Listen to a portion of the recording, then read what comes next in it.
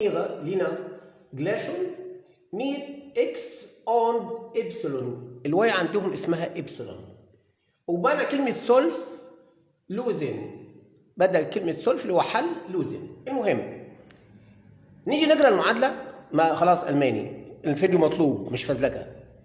اتس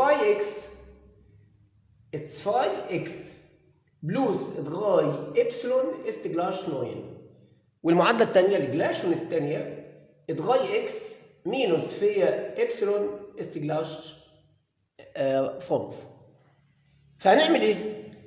هنضرب المعادله الاولى في اتغاي. كلمه نضرب يعني نول، يبقى انا كده نول اتغاي. والمعادله الثانيه هنضربها في اتصفاي، يعني في 2 نول اتصفاي. فلما نضرب هتديني هنا 6 اكس وبعدين بلوس 9 ابسلون وبعدين اس جلاش 27، يعني ادي 2 والسبعه فتنجري 7 المعادله الثانيه هتنضرب في 2، يبقى نفس الكلام بس هديها مينوس 2 مينوس اتس 5، يبقى يديني مينوس 6 وبعدين بلوس 12 ولا 8 اللي لا 8 دي انجلش خلاص. هنخليها واي وبعدين اس جلاش اتساوي بس بالايه؟ بالماينس. يبقى هنا الزكس هيروح مع الزكس، وبعدين عندك النوين بلس 8 تديني 17 كده، 17 واي 17 اللي هي 7 است جلاش. طبعا هيدينا برضو هنا 17 اللي هي 7 اتساوي اسف.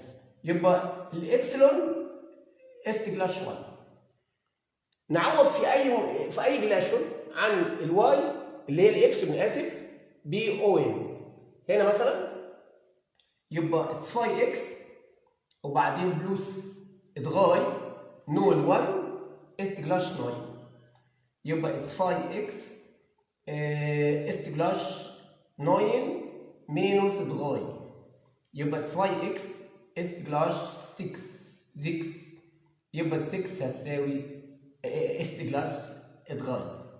يبقى مجموعه الحل بتاعتنا بتاعت المعادله هتبقى الابسلون الواي ب 1 والاكس ب 3.